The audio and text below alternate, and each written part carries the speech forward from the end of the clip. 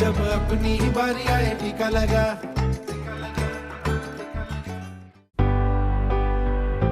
विंध्य की पर्वत श्रृंखला उत्तर और दक्षिण भारत के बीच की पारंपरिक सीमा। ऐतिहासिक तौर पर इस क्षेत्र को मालवा कहा जाता है और मौजूदा दौर में इसे मध्य प्रदेश के नाम से जाना जाता है। पिछले 50 दिनों में संजीवनी की गाड़ी दूर दराज के गांवों तक पहुंच रही है। कोविड-19 टीकाकरण को लेकर नेटवर्क 18 और फेडरल बैंक की जागरूकता मुहिम संजीवनी अ शॉट ऑफ लाइफ मध्य भारत के इंदौर जिले में पहुंची। हम लोग इंदौर के 200 विलेजेस कवर कर रहे हैं। इसमें 4 ब्लॉक हम मुख्यतः कवर करेंगे, जिसमें सांवेर ब्लॉक रहेगा, महू ब्लॉक रहेगा, देपालपुर और इंदौर ब्लॉक रहेगा।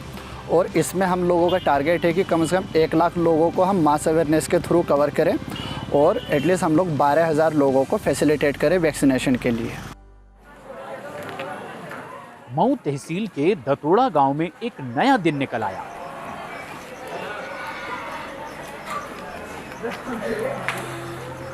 लेकिन अंबाराम जाटव के परिवार में पिछले 2 महीने से अंधकार पसरा हुआ है। परिवार अब तक सदमे में है। जो हुआ उस पर यकीन कर पाना मुश्किल है। अंबाराम ने बताया कि मई महीने की शुरुआत में उनके 38 वर्षीय बेटे नंदकिशोर का कोविड-19 संक्रमण के बाद निधन हो गया था। पागल जैसा हो गए हम रो रो को, कोई दिमाग काम नहीं कर रहा हमारा। मेरा भी हाथ पैर काम नहीं कर रहा है, खूब झिंझिना रहा है यहाँ पर। मैं पैर से लंगड़ा लंगड़ा चलता हूँ।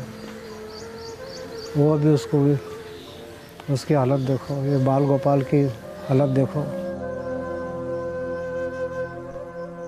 नंदकिशोर की 14 वर्षीय बेटी के लिए पिता को खोना एक बहुत बड़ा सदमा है।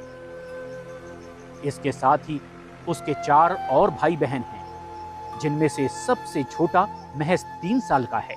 परिवार को लगता है कि इस जानलेवा वायरस ने नंदकिशोर को उस समय संक्रमित किया जब वो शादी में शरीक हुए और महज 1 हफ्ते बाद नंदकिशोर ने दुनिया को अलविदा कह दिया। सर तबीयत खराब थी उनकी और कुछ नहीं, टाइफाइड और पीलिया हो गया। उसके बाद में बड़े हॉस्पिटल में लगे, वहाँ पे 5 या 8 दिन रखे उनको और डॉक्टर ने बोल दिया कि कोरोना हो गया और उसके सेकंड दिन बाद तो डेथ ही हो गई। परिवार के बाकी लोग टीका लगवा चुके थे, लेकिन बदकिस्मती से नंदकिशोर ने टीका नहीं लगवाया था। टीका जब बड़े को चल रहे थे, 45 से ऊपर का चल रहे थे, तो वो कहाँ से टीके लेंगे। दतोड़ा एक बड़ा गांव है जहां की आबादी 17,000 से भी ज्यादा है। हालांकि आधिकारिक आंकड़ों के मुताबिक यहां कोविड-19 से सिर्फ 3 लोगों की मौत हुई है। सर हमारे मोहल्ले में 3 युवा मौतें हो गई थी कोरोना के कारण। उसमें हमारा एक भतीजा भी था 27 साल का। इस डर के कारण लोगों ने जल्दी से टीकाकरण करवा लिया। लेकिन कई ऐसे भी लोग हैं जो अफवाहों और मिथकों के शिकार हैं और अब तक टीका लगवाने में झिझक रहे हैं। सब लोग ने टीका यहाँ ले लिया है, लेकिन आपने नहीं लिया है, क्यों? यहाँ टीका लगवाया, जिसके बाद उसको दूसरे दिन एडमिट करा गया, तीसरे दिन उसकी लाश आ गई। वो डर के कारण हमने भी टीका नहीं लगवाया। डर के कारण नहीं किया, क्योंकि इसमें कोई सत्य नहीं है, ये भ्रांति है, भ्रम है। आप हमारे साथ आइए, हम यहाँ मुहिम कर रहे हैं जागरूकता की। आप भी थोड़ा सीखिए, कोविड वैक्सीन टीकाकरण के बारे में थोड़ा सीखिए। चलिए, कोविड-19 से बचाव के लिए टीका लगवाएं। संजीवनी मुहिम के एंथम का यही मूल संदेश है, जिसमें बॉलीवुड के सितारे और कैंपेन एम्बेसडर सोनू सूद लोगों से टीका लगवाने की अपील कर रहे हैं। लगाया क्या? सामाजिक कार्यकर्ता ये संदेश पैम्फलेट और अलग अलग माध्यमों के जरिए जमीनी स्तर तक पहुंचा रहे हैं। वो लोगों से बातचीत कर रहे हैं, उनके डर को दूर कर रहे हैं, लोगों के सवालों के जवाब दे रहे हैं। साथ ही टीका लगवाने की चाह रखने वाले लोगों की रजिस्ट्रेशन प्रक्रिया में मदद भी कर रहे हैं। ऐसा काफ़ी डर लोगों के मन में था, तो हम गए उनके पास में, उनको समझा हमने कि टीकाकरण करना अपने को ज़रूरी है, क्योंकि इस टीके से अपने को ये फ़ायदा है कि इसे टीका लगाने से अपनी मृत्यु तो नहीं होगी, पर कोरोना के साथ अपनी बॉडी जो है, अपना शरीर जो है, वो जंग लड़ सकता है।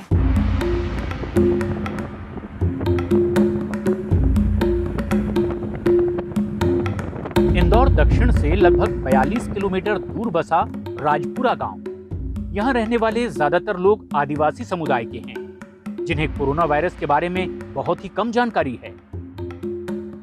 ये हैं सोना यादव, राजपुरा में काम करने वाली एक अकेली आंगनवाड़ी कार्यकर्ता। सोना का कहना है कि जब महामारी आई तब यहाँ के लोग बहुत ज्यादा डर गए थे।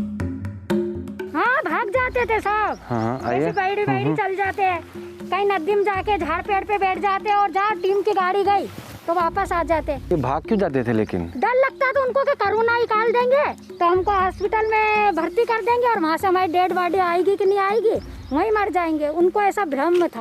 और आज भी वही मिथक लोगों के दिमाग पर हावी है। ये हैं दिनेश जयसिंह। इनके बच्चे ने टीका लगवा लिया है, लेकिन ये अब भी झिझक रहे हैं। क्या वजह क्या आप लगाना नहीं चाहते हैं? क्या होता है?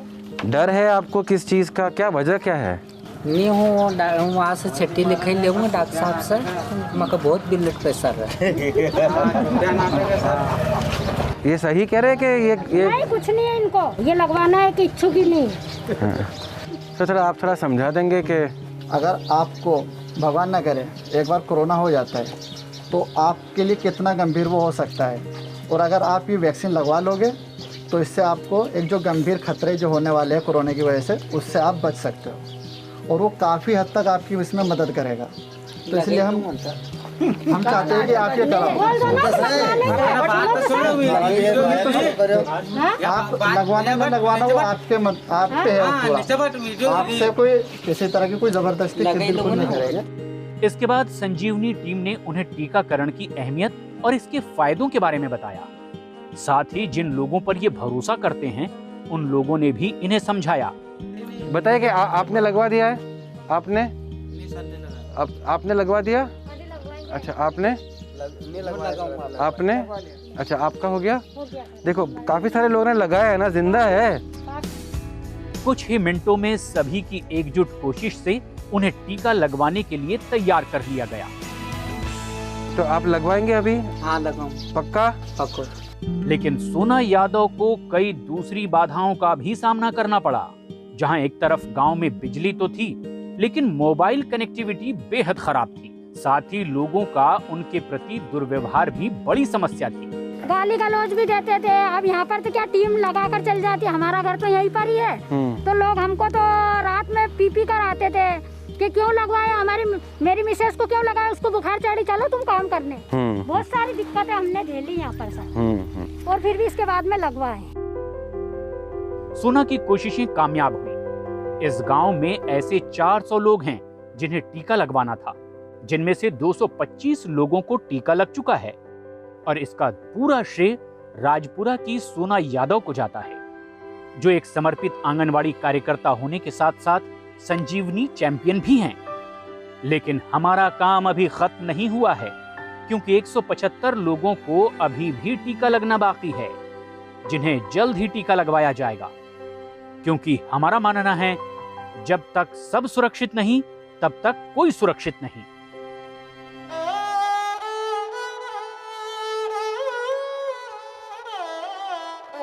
अकेली, निराश और पूरी तरह टूटी हुई। कभी कभी ऐसे लोगों के दुख के लिए शब्द कम पड़ जाते हैं। इनकी आंखों में वो उदासी है जो जीवन के क्षणभंगुर होने की कड़वी सच्चाई और महामारी की वजह से जितनी भी पीड़ा किरण ने सही है, उन सबको दिखा रही है। दिन के दूसरे पहर में हो रही बारिश और तेज हवाओं के बीच हमारी मुलाकात सिमरोल गांव की किरण चौहान से हुई। कुछ सालों पहले ही इनका विवाह रंजीत चौहान के साथ हुआ था। रंजीत एक मेडिकल रिप्रेजेंटेटिव थे, जो शायद काम के दौरान किसी अस्पताल में कोरोना संक्रमित हो गए थे। पहले ड्यूटी से भी आते तो पहले बच्चे को भी नहीं वो करे, पकड़े भी नहीं, किसी को भी नहीं, पहले नहाए तभी वो करे, बच्चे को भी उठाए नहीं तो नहीं उठाए, इतनी सावधानी रखते थे। वो कोरोना से सतर्क थे, लेकिन उनके पास कोविड-19 टीके का सुरक्षा कवच नहीं था। रंजीत सिर्फ 30 वर्ष के थे और 18 वर्ष से ज्यादा उम्र के लोगों के लिए टीकाकरण मई महीने में शुरू हुआ था। सिर्फ 25 साल की उम्र में ही किरण ने अपने पति को खो दिया। कुछ नहीं कर पाए डॉक्टर भी। बच्चा पाते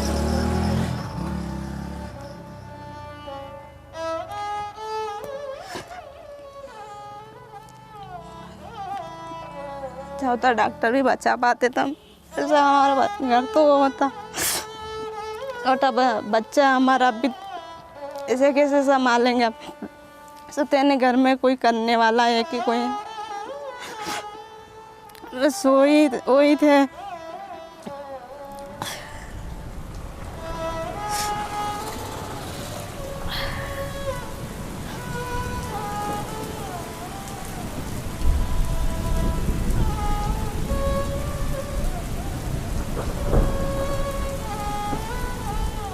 पच्चीस साल में विधवा हो गई है मेरी बेटी।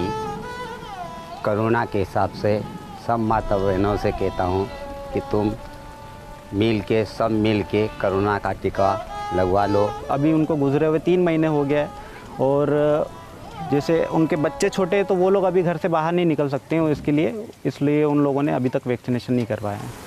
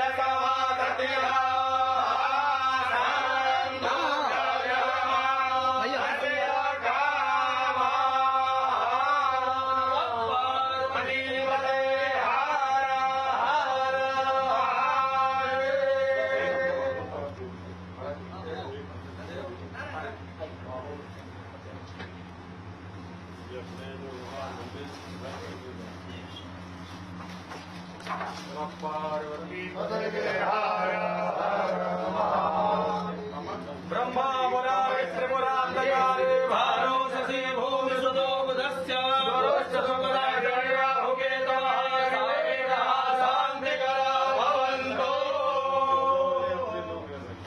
नमः शम्भवाय वायो भवाय च नमः शङ्कराय च महेश्वराय च नमः शिवाय च शिवधराय च।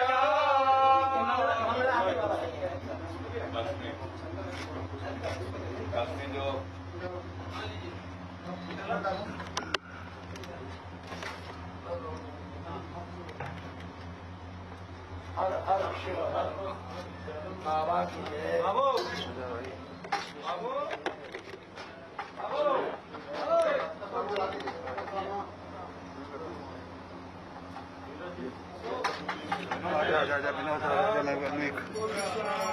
पहली तस्वीर आप देख रहे हैं न्यूज 18 पर। काशी विश्वनाथ के दरबार में केंद्रीय गृह मंत्री अमित शाह पूजा अर्चना की। उन्होंने बकायदा यहां पर बाबा भोलेनाथ का पंचामृत से उन्होंने स्नान कराया, फिर श्रृंगार और आरती की।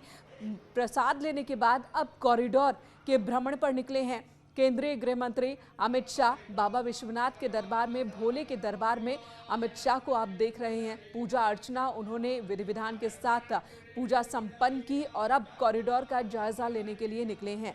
वाराणसी की ये तस्वीर हम आपको दिखा रहे हैं। 5:कुछ पर वाराणसी पहुंचे केंद्रीय गृह मंत्री अमित शाह। सीएम योगी आदित्यनाथ इससे पहले मिर्जापुर में थे, जहां पर उन्होंने विंध्यवासिनी कॉरिडोर का भूमि पूजन किया। और अब देखिए यहाँ पर भेंट स्वरूप सीएम योगी आदित्यनाथ केंद्रीय गृह मंत्री अमित शाह को यहां पर दे रहे हैं वाराणसी कॉरिडोर की स्मृति। और ये देखिए वाराणसी कॉरिडोर का जायजा लेने के लिए अब केंद्रीय गृह मंत्री अमित शाह निकल गए हैं। बाबा विश्वनाथ के दरबार में अमित शाह ने विधि विधान के साथ पूजा अर्चना की। मंदिर के पुजारियों ने पूजा संपन्न कराई। मुख्यमंत्री योगी आदित्यनाथ भी लगातार उनके साथ मौजूद है। इससे पहले मिर्जापुर और उससे पहले लखनऊ, जहां पर केंद्रीय गृह मंत्री अमित शाह पहुंचे। लखनऊ से यूपी दौरे की आज की उनकी शुरुआत हुई, फिर मिर्जापुर और अब वाराणसी में दिख रहे हैं केंद्रीय गृह मंत्री अमित शाह। पूजा अर्चना के बाद अब कॉरिडोर का जायजा लेंगे। अब तक कितने काम कहाँ